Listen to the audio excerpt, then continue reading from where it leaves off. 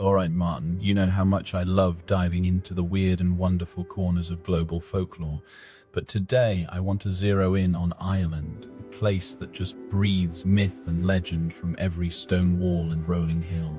Oh, absolutely, Peter. Ireland is practically synonymous with magic. Leprechauns, fairies, banshees. You can practically feel the ancient stories in the air there. What's on your mind today? Well, we're going to talk about two very different ends of the creature spectrum. One is something that exists in a really unique way in Irish lore, and the other is something that, well, largely doesn't, despite its global popularity. Intriguing. Lay it on me. I'm already hooked. Is it something spooky, something heroic? Both, actually, in a way. Let's start with the spooky but surprisingly heartwarming, the Irish werewolf, or as they're known, the Fowlad, particularly the werewolves of Ossory. Werewolves in Ireland. I'm picturing something like a darker, more ancient version of the American werewolf in London, running through the moors. But you said heartwarming, which is not what I associate with werewolves usually. Exactly. And that's where the Irish lore really sets itself apart. See, when we think of werewolves, especially from continental Europe, we often imagine these purely malevolent, bloodthirsty beasts, right? People turning into monsters under the full moon, losing all sense of humanity, just pure aggression. Yeah, like the classic horror movie trope. A curse, a bite, and then you're a mindless killing machine. Very rarely a hero. Precisely. But the Fowlad, the Irish version, they're a completely different beast. They're often depicted as protectors, guardians even. Imagine a giant wolf appearing not to hunt you, but to lead you out of the wilderness, or to stand guard over your lost child. Whoa, that's a massive shift. So less beware of the full moon and more thank goodness for the giant furry guy? Exactly. They're not inherently evil. They help the wounded, guide the lost, and especially protect children. It's a really nuanced portrayal. Think of it more as a symbiotic relationship with nature, or a sacred duty rather than a monstrous affliction. That's incredible. So how did this benevolent transformation come about? Is it still a bite or something else entirely? This is where it gets even more fascinating. The most famous account comes from the 12th century writer Giraldus Cambrensis in his Topographia Hibernica. He recounts a story about a priest who's travelling through Ossory, which was an ancient kingdom in present-day Kilkenny and Lowish, and he encounters a werewolf couple. A werewolf couple? That's quite a meeting. I bet the priest was a little surprised, to say the least. Oh, completely. But here's the kicker. They explain to him that they're not cursed by a bite, or some dark magic in the usual sense. They are a family from Ossory, and they're under a hereditary condition, almost a divine or magical gift, where every 7 years, a member of their family transforms into a wolf. While they're in wolf form, another family member takes their human place, and they can actually speak. They retain their human intelligence and morality. Wait, they can speak? So they're basically like intelligent, bipedal people, but in wolf form? That's a huge departure from the mindless beast image. And it's hereditary, not infectious. So it's not a curse in the sense of you're doomed, but more like this is your family's unique thing? Precisely. It's almost presented as a duty or a natural cycle for their lineage. Some theories even suggest it was a divine punishment or a magical condition tied to ancient Irish families or druidic practices, rather than some malevolent curse. And when they're in wolf form, they're not just any wolf. They're typically described as larger, more powerful than ordinary wolves, often with a distinctly grey or black coat. So a bit more majestic, a bit more imposing. Not just a mangy dog. It sounds like they're embodying the wildness and power of nature, but still with that spark of humanity. It's a very different kind of monster, if you can even call them monsters. I think creature of legend is more fitting, and that retention of humanity is key. They're not driven by primal urges alone. They have reason, they have moral compasses, they make choices. It makes them incredibly sympathetic figures, which, as you know, is rare for werewolves in other traditions. It really does.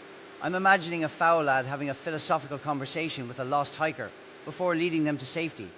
That's a story I'd read. And it probably influences how these creatures are portrayed in modern fantasy and horror, right? Absolutely. The Irish werewolf stands out because it allows for a much more complex character. You can have a werewolf hero, a werewolf guide, a werewolf guardian. It taps into that connection to the untamed wilderness, but also the ancient wisdom of nature, rather than just pure, unadulterated aggression.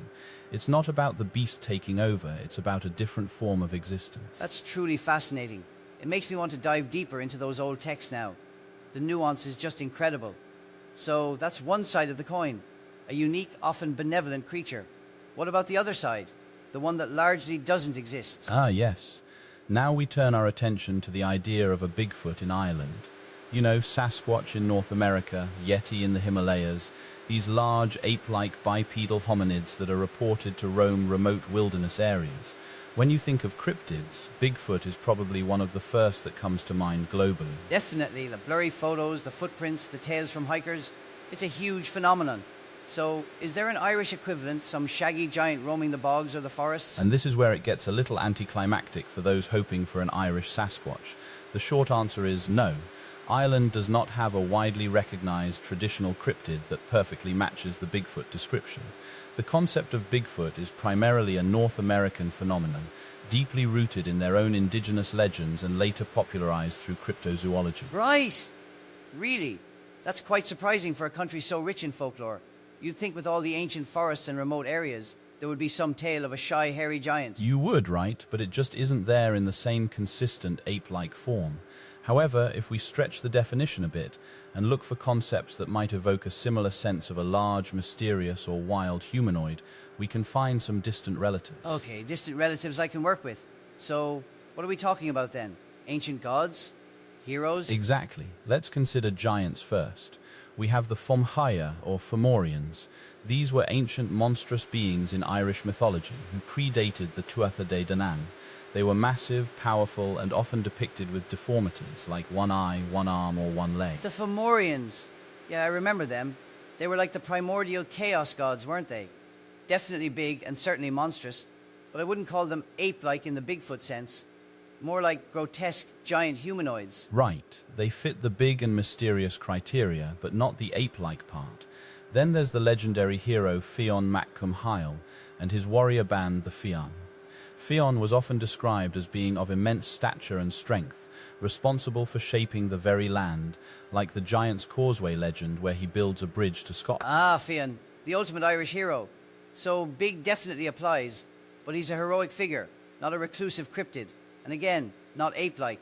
Just a very, very large human. Precisely. So we have giants, but they're either monstrous primeval beings or heroic figures, neither of whom really fit the mold. Then we could consider the broader European concept of the wild man, or woodwoes. These are hairy, uncivilized, human-like creatures dwelling in forests, appearing in medieval art and literature. They represent the untamed wilderness, a primal fear of what lies beyond civilization. Yeah, I've heard of the woodwoes. Usually depicted covered in leaves or moss. Again, human-like, not ape-like. And it's a general European concept, not a specific, widely known Irish cryptid, like a local wild man of Connemara, for example. Exactly. While there might be local stories of isolated feral individuals, there's no widespread, consistent wild man cryptid in Ireland akin to Bigfoot.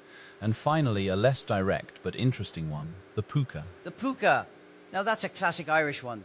The shapeshifter. Usually a dark horse or a goat, sometimes a rabbit or a raven, but you're saying it could be a Bigfoot. It's hints. It's less direct, as I said. But the puka is a trickster that can take many forms, and sometimes those forms are described as imposing, dark, or hairy humanoids. So it could appear in a large, somewhat monstrous humanoid form, but its defining characteristic is its shape-shifting and trickster nature, not a consistent ape-like appearance as a dedicated cryptid. I see. So if you encountered something big and hairy in the Irish woods, it would probably be a puka playing tricks on you, not a shy, reclusive ape man. And tomorrow it might be a raven. That makes sense. It's about magic and trickery, not biological classification. Precisely.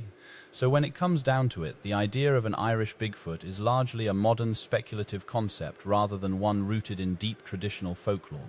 Any attempt to find an equivalent would involve really stretching or reinterpreting existing myths about giants, monstrous beings, or shapeshifters, none of whom perfectly align with the typical Bigfoot description. That's a really clear distinction. So Ireland gives us werewolves that are surprisingly benevolent guardians, steeped in ancient family curses or gifts, retaining their humanity and even their speech.